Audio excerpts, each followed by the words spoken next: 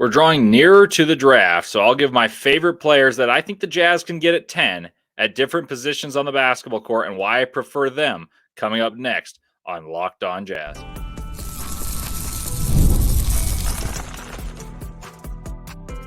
You are Locked On Jazz, your daily podcast on the Utah Jazz. Part of the Locked On Podcast Network, your team every day. Hello and welcome into Locked On Jazz. I'm Leif Thulin, and I'm excited and honored to be on Locked On Jazz with you guys, filling in for David Locke once more, as I always am. I'm excited about talking Jazz basketball, but right now it's almost draft time, and that always gets me excited. And I'm really looking forward to talking to you guys about this episode. But first, let me introduce myself for any first-time listener. I'm a lifelong Jazz fan who's a credentialed NBA draft analyst for Locked On NBA Big Board, an attendee of the 2023 and 2024 Combine, Jazz broadcast assistant and statistician the past 3 seasons, lover of college hoops.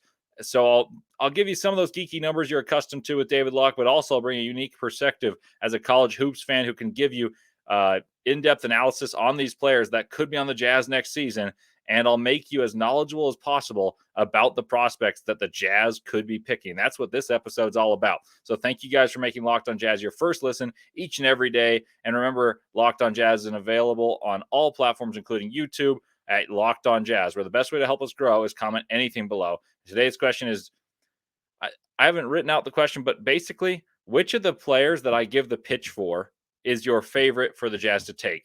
And make it a realistic one, because I'm going to give you some players that I think are pipe dreams, so probably abstain from the pipe dreams. All right, today's episode is brought to you by FanDuel. Make every moment more. Right now, with new customers, get $200 in bonus bets with any winning $5 bet. That's $200 in bonus bets with any $5 bet. So visit FanDuel.com/lockedon to get started. All right, in the first segment, I'll explain who I think is available at 10 and touch on those at the top of the wish list that I said maybe pipe dreams. In the second segment, I'll tell you who my favorite wings, who I believe would be available, are, and how I would rate them in terms of preference. And I'll also not only tell you who they are, but I'll break down their games a little bit for you. And then in the final segment, I'll go through the guards I like and how it's possible to draft them, because some of them are really talented, but there's a possibility in which they slip. All right, let's dive right in. So the top guy I covered for the Jazz is Stephon Castle, and he would be only available in trades. Like, you'd have to trade up to 3 for everydayers that listen.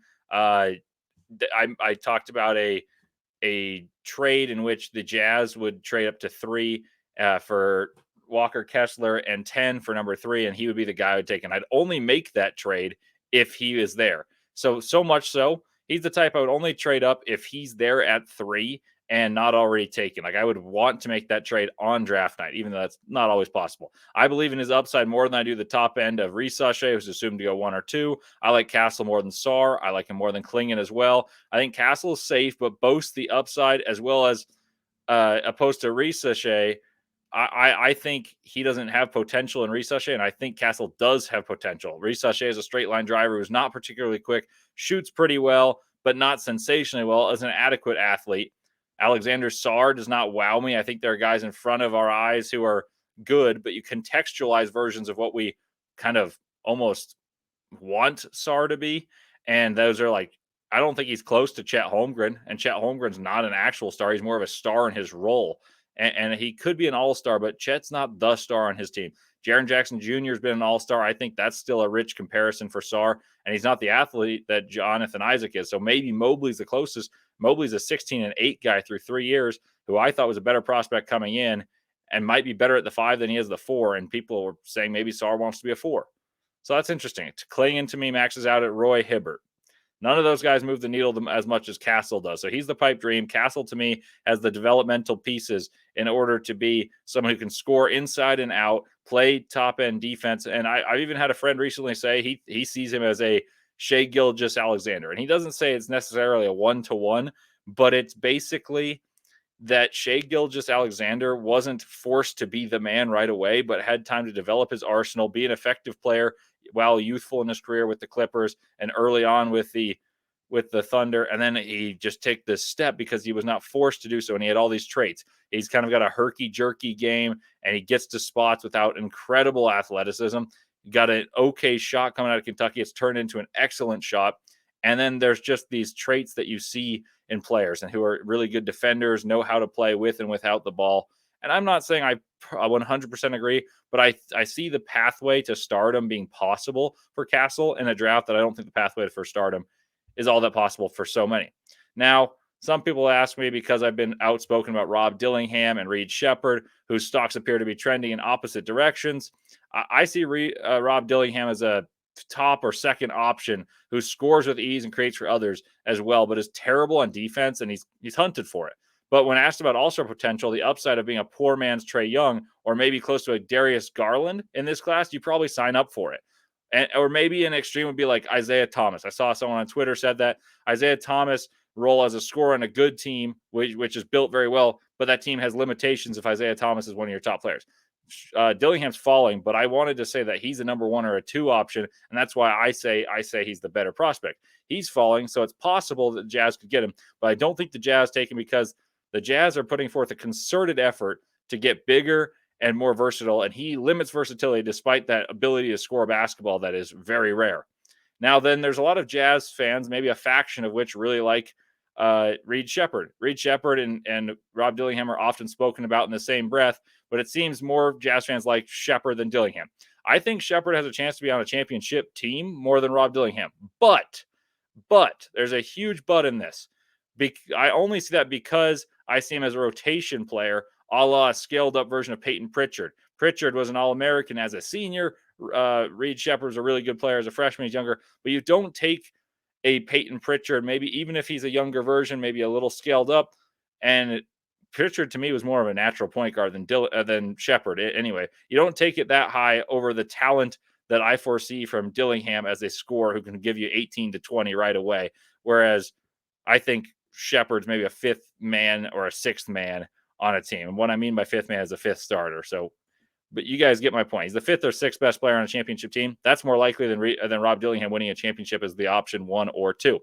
Now let's get to some other players that I think are a little bit dreamy, but not insane. Tidjane Salaam.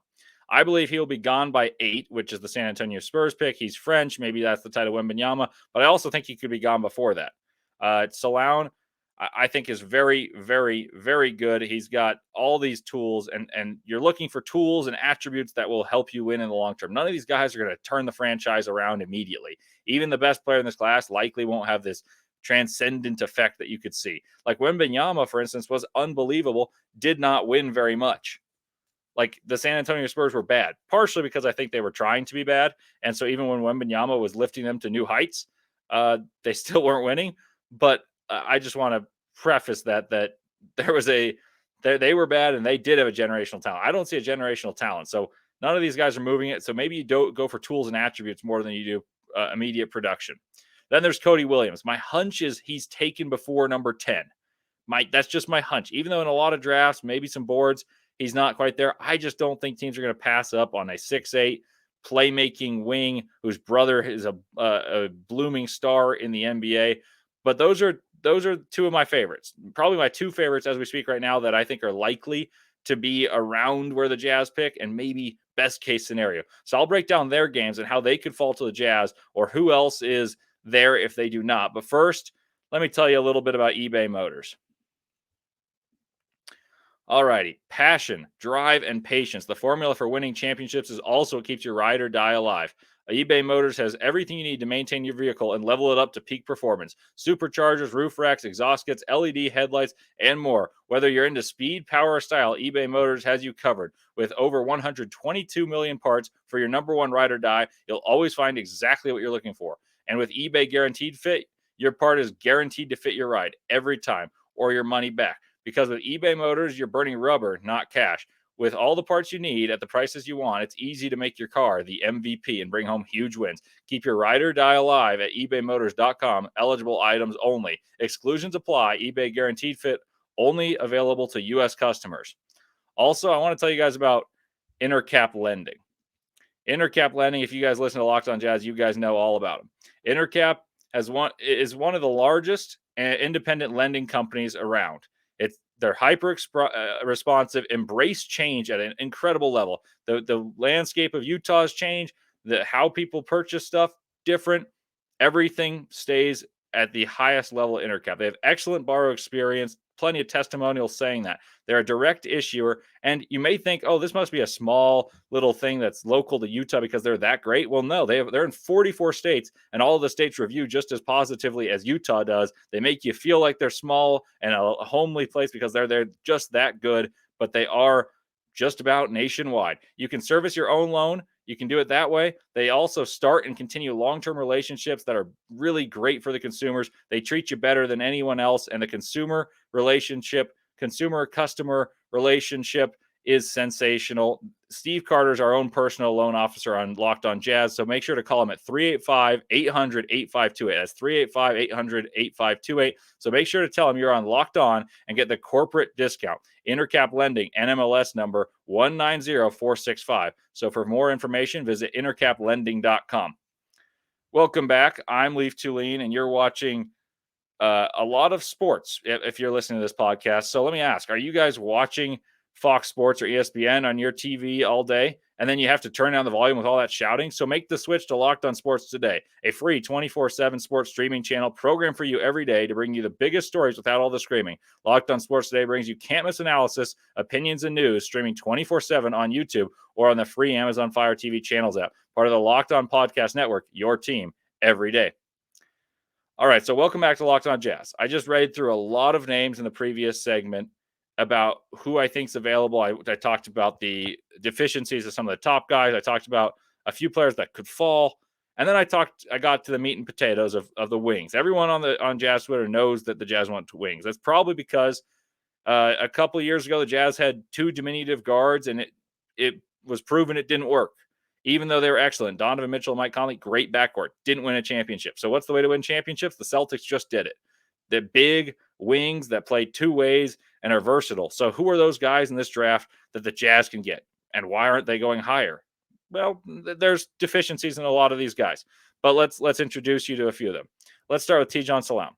I think he's likely gone by pick 8, but the pitch for him is basically he's 18 years old, played professional basketball in France, played for Cholet Basket, who wasn't the best team, which allowed him a bigger role. He scored 10 points per game, which is about 14 per game on per 36-minute stats if you're looking for how much he played. And then he also he has unteachable traits.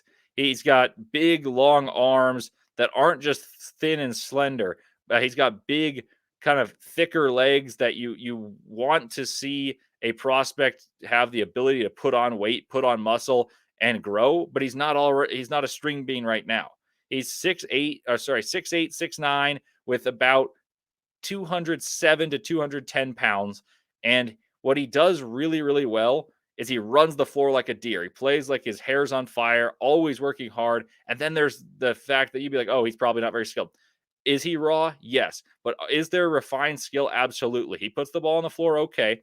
His shot looks really good, and he has the confidence. The ability to put that shot up is something that matters when your team's in a big moment. Well, he, in the biggest game of the season to that juncture, in the quarterfinals against Paris, he orchestrated an upset, scoring 10 points in the fourth quarter, being the best player on the court.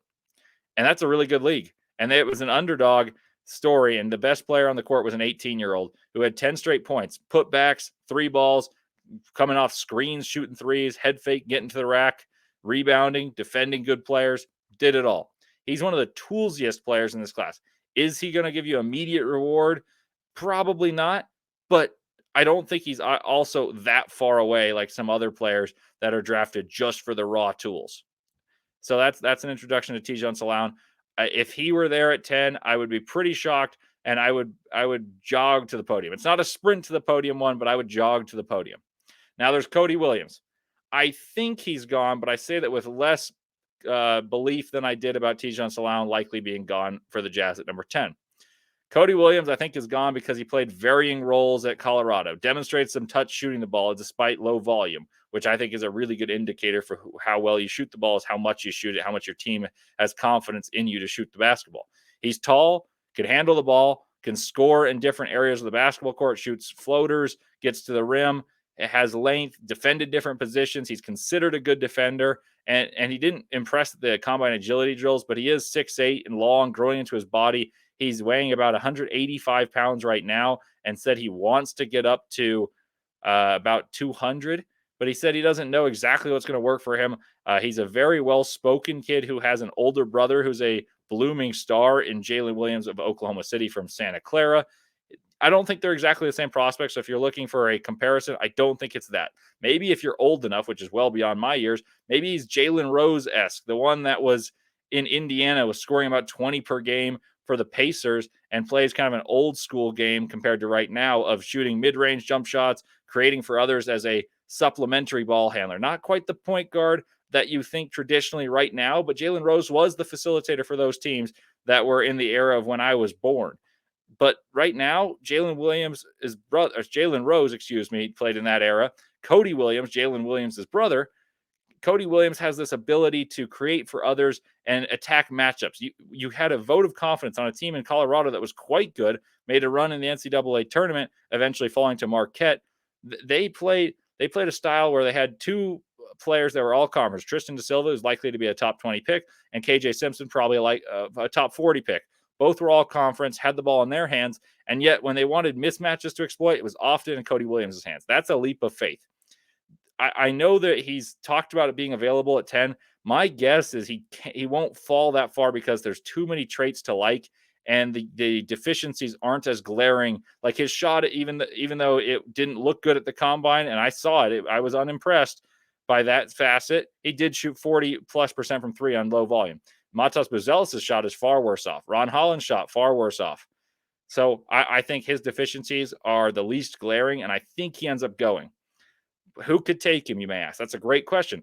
I'd guess the Hornets, the Blazers probably take the longest looks. The Hornets are at 6. The Blazers are at 7. They take the longest looks.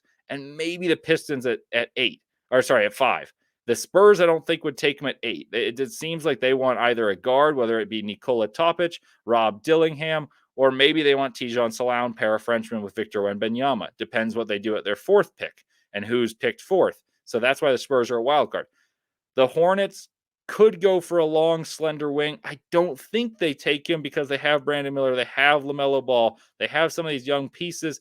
Maybe they go for someone that can fill a more defined role, because if you don't figure to be the star there is maybe roles that you should be selected to play because they have two young, talented players in place. The Blazers definitely have young, talented players in place with the ball in their hands, so that may limit him. Maybe they go for Buzelis, who's a little bit taller. Maybe Tijon Salaun, who's a little bit burlier, believe it or not, even though he's not very heavy himself, than Williams. And so there is a world in which he falls. Yes, obviously, you have to get through the Grizzlies as well at 9, but I think there's a world. I would say there's about a 35% chance Cody Williams is there for the Jazz at 10, but who knows? Prognosticating this draft is a exercise in futility because I don't know what's going to happen, and I study this all the time. Then there's a guy with his stock certainly falling that I would have been shocked if you told me this in November, and that's Ron Holland. I've made this pitch. James Barlow for the Everydayers made this pitch yesterday. So the Jazz definitely have a chance at him. They have a chance at Ron Holland. Of this trio, he's probably the most likely to have it to be there for the Jazz. And if I told you that in November, you would have looked at me like I was an alien, saying that Ron Holland, who is projected to be a top 3 pick, maybe even the number 1 pick, and a showcase that actually showed a blossoming star and Alex Sarr, according to everyone, was supposed to be the showcase for Ron Holland to do exactly that. So there's that. Ron Holland, you heard the pitch yesterday, but if you didn't, what does he do well? He scored 20 a game as an 18-year-old in the G League playing professional basketball. He's a really good athlete at 6'7". He had a 38.5-inch vertical, struggles to shoot the ball, but does create separation, attacks the rack. I compare him at the high end to be like RJ Barrett, on the low end to be more of the ilk of Josh Okogie, a defensive energy guy who plays really hard, but lacks the skill offensively to be a super useful offensive piece. We'll see. Maybe he's in the middle of that, and how good is that? I don't know. Right now, of those guys, I think Salaun and Williams look to be picked higher, but those 3 I would be very happy to take. I would happily take the gamble of taking those 3. So for that to happen, the Jazz to have their pick of the litter of that trio, or even two of those three wings, maybe just one of them, the Jazz, especially for the case of Cody Williams, because I talked about how I think there's a chance he falls, and the two teams I mostly touched on.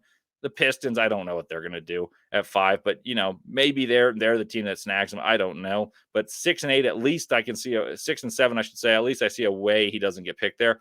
For the Jazz to have a chance at Cody Williams, let's say, I think the Jazz need to hope that Dalton Connect, a older player who can really shoot the ball, but the reason they'd take him over a guy like Cody Williams would be safety. That this player is more immediately projectable and has more immediate returns, at least this team should think.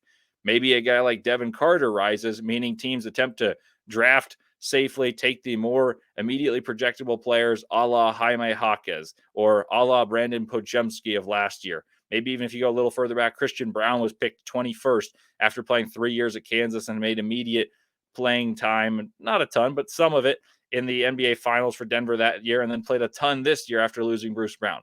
So maybe teams go that way that believe they can compete sooner rather than later. That's how the Jazz would get to Cody Williams. Well, coming up next, let's discuss the guards who I would consider drafting. But first, a word from FanDuel. Summertime means baseball, the NBA Finals, and more. And you can bet it all on FanDuel. The NBA Finals just finished, but it doesn't mean betting's over. Right now, new customers get $200 in bonus bets with any winning $5 bet.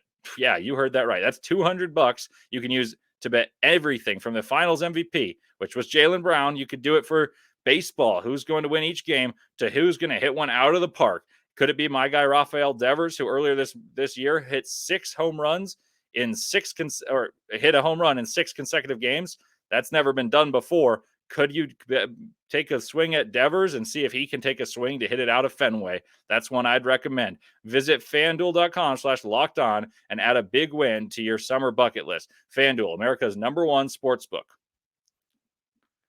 Welcome back to Locked On Jazz. Leif Thulin with you here, and I'm giving you kind of my preference for who could be available. What does it mean to be available at 10, and how can it happen? Well, let's start at the top.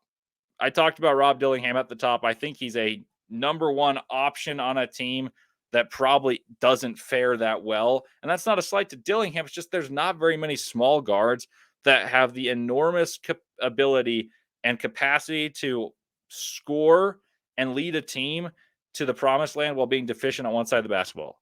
And a lot of guards are deficient on one side of the basketball. That's very rare you get that good of a two-way player. Dillingham's not necessarily the most inept defender in college, but he's not a good one in college, and he doesn't bode that well on defense in the NBA when they play attack that guy a basketball, and he will be that guy. That said, I think he's a more shifty, maybe quicker version of Darius Garland. Garland shot the heck out of the ball when he was picked by Cleveland out of Vanderbilt, and he only played a few games at Vanderbilt. Kentucky, Rob Dillingham was the show. He orchestrated everything, made teams fearful, scored out of pick and roll, hit a ton of shots. He shot 45% from 3, and most of his diet was off the dribble. Really difficult to do that. Now you give him a spaced basketball floor, and I think he could be the highest scorer of this class, a guy who scores 24 a game in his prime and is able to drop 8 dimes, but that team probably doesn't figure to be doing that well if he's scoring on that diet of shots. That's just the reality of the situation. I also don't think the Jazz like this archetype of player because they're trying to find the point guard of the future. But you just saw the Boston Celtics, who Danny Ainge had a significant hand in constructing. They won. Well, their guards, Drew Holiday, they just traded for, I believe he's a 7-time all-defensive player. Derek White, all-defensive player. Big guards who both score the ball, but it's not necessarily their main forte. Then you have the big wings that he drafted that obviously the Jazz are hoping to emulate in Tatum and Brown, Brown and Tatum in terms of 16 and 17 draft in the correct order there. So what other guards are there? Are there bigger guards that could be picked, even though they may possess less scoring ability? Well, that brings us to Nikola Topic. He'd be really interesting. Topic, for reference, 6'6" guard out of Serbia. He scored 15 points, 6 assists, but he recently tore his ACL. That could be a blessing in disguise. A lot of picks that have been picked in the lottery and come back have gone on to have great careers, and they all say it behooves them to have that year learning and rehabbing with NBA teams. Well, you have to have significant talent to go in the lottery anyway. So maybe that injury, kind of that stat of injury recovery is a little biased. But anyway, what does he do well? He's an 89th percentile pick and roll operator. He's 6'6". What does he do poorly that allows him in this class to be still available at 10 potentially? Well, one, he's injured, but two, his shot is shaky and he doesn't have this burst nor the top end guile or strength that you would say, well, Luka Doncic doesn't have burst. There's other guys who aren't super fast, but they're tall and know how to score. Well, he doesn't have the guile nor the shooting that Luka Doncic possessed. Obviously, Doncic is crazy good. He's more of a slasher who relies on being taller and being crafty around the rim. But I wonder if losing some burst and then at the NBA level, not being able to shoot is kind of a death knell at times. If people are able to go under his screen and they're athletically able to, contest should he shoot it, or if they go over and can still get back and influence his pick and roll game, there are some scares, but he'd certainly, if everything pans out, and he's a pick and roll operator at 6'6", who can put the ball in the deck, score the ball, and make you pay for with each read. He's great at deciding whether to shoot it or dump it off. That would be a person to take. I would like Topic at 10. He'd be just as high on my wish list. In fact, I think I have him rated more highly, especially before his injury, than I had Cody Williams and Tijon Salaun. I know Jazz fans are right now like scrambling, how we need a point guard. Well, if you really think about it, Keontae George probably overachieved as a rookie. Yes, is he a franchise point guard? I'm not going to say that he is for certain. And Danny Ainge is right to take his time making that assessment. But that was Keontae George's first year being a point guard, and he was pretty good at it. Yeah, he had some shooting woes, but that's the least of my concerns is his shooting. I think he could add some arc to his shot, and I think he could become better. But if you had a point guard who had some of the assists, the individual talent showing on the passes he made in pick and roll, the learning curve in which he picked up playing the point guard and still managed to score as well as he did in some games. He had 9 threes against the Golden State Warriors. Like, that was really, really difficult to do for anyone, and he did it as a rookie. So I don't know why the discourse is so negative, at least the discourse I see surrounding Keontae George, because even if he's not the franchise's point guard, he's definitely a franchise piece down the road. Not necessarily the piece that moves you forward. He's not the franchise player, but he's a piece that can elevate the franchise. And this is what you're drafting in this class. So I wouldn't be so swift to move aside from Keontae George for any of these players here, even as much as I like Dillingham, as much as I like Topic. Then you get a guy who's older. Dillingham's a freshman. Topic is an 18-year-old. Devin Carter, 22 years old, rugged, physical defender who made his living for his first 3 years of his collegiate career as a defender, someone who was a pest, was more of the ilk of a aggravator, scored sparingly, kind of have a knack for making big plays. Fan favorite if he was on your Providence Friars, not a fan favorite of the rest of the Big East team.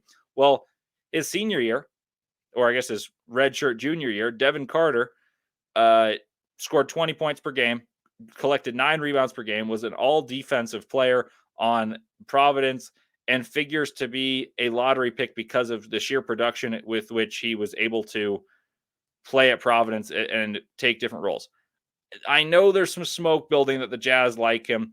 I know a great mind, one of my favorite people to talk basketball with in the world, Gordy Chiesa, former Jazz coach under Jerry Sloan, loves Devin Carter. I don't know if he loves him specifically for the Jazz, but he's said many times, many people have said, well, the Jazz need some defense. And if you're not going to get the star franchise, why not get a player that could help sooner rather than later? I tend to be of the opinion you need to have projectable, the team needs to get better in the long run rather than hastily patch up some holes. Like, I don't think the Jazz improving their defense marginally with a really good defensive rookie does that much for the Jazz's future. That's why I tend to bank on traits and upside, but I definitely would scoff at the idea if someone like Gordy likes him.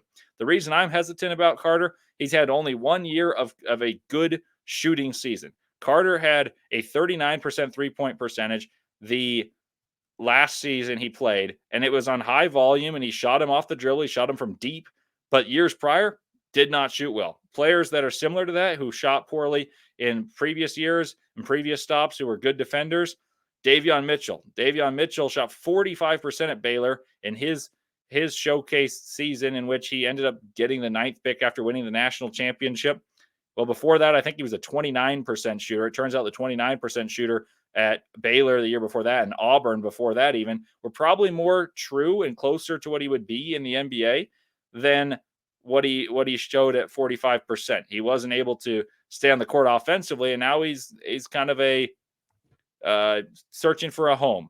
He's not necessarily a guy that you're certain is going to make the NBA roster and actually get minutes. Carter, I don't think is necessarily as much in that case because he's a really good rebounder and he's a better shooter because he shot more difficult shots. But I don't necessarily think he's the guy that I'd have a lot of faith in, and I wouldn't hitch my franchise. And especially, I wouldn't get my hopes up if the Jazz took him. That would be more of a short-term patch the holes up for me rather than a long-term ploy to get better, play to get better beyond the short term. That would only work to me if the Jazz chose the direction of competing sooner rather than later. And as you guys know, I've been vocal about the Jazz playing the long game of getting better gradually by attaining stars through the draft to complement the likes of Lauri Markkanen, to complement Keontae George, should he be the point guard of the future or the two guard of the future, to complement whoever this year's rookie is. I think the stars are to be found later. And if you were to trade once you have nice pieces and in order and enabling the Jazz to have a true star, you'd only trade to get a true star once you know you have the foundation to make it worthwhile to do so. That's my perspective. I know I'm not the only one who thinks that, but I know it's not a consensus belief. So let me know what you guys think. Who would you take? What do you think of that analysis? And it's been a pleasure talking to you guys as always. I got another fun episode. And just a disclaimer for you guys, Friday, the episode will be dropping a little bit later, but I'm having the Athletic writer Tony Jones, who writes the best pieces on Jazz basketball, is a hoopster himself, he knows all about the NBA, watches tons of college hoops, loves the draft. Even if he didn't have to cover it, he would be watching the draft. That's the type of guy Tony is. So I'm having him on Friday, but the recording will be later. So I will have that up Friday evening as opposed to the wee hours of Friday morning like I typically do. And last thing to ask you guys know what I'm going to ask. Locked On has launched the first ever national sports 24/7 streaming channel on YouTube. And now it's also available on Amazon Fire TV and the free Fire TV channels app. Locked On Sports Today is here for you 24/7, covering the top sports stories of the day with the local experts of Locked On Plus, our national shows covering every league. Find Locked On Sports Today now available on the free Fire TV channels app. So I ask you to check that out. And with your next listen, why not check out Locked On NBA and hear a recap of the NBA Finals? Or if you want more on the draft, maybe this perked some of your interest and perked your ears and piqued some of your interest about these players. Maybe you want a different perspective than mine because you're growing tired of my voice. Listen to what James Barlow and Richard Stamen have said about these guys, or continue to listen to James, Richard, and I as we discuss more and more about the draft, and maybe it'll make you aware of a player you didn't even know about that the Jazz could take later on. So thank you for listening. And as always, you know what I'm going to say, go Jazz.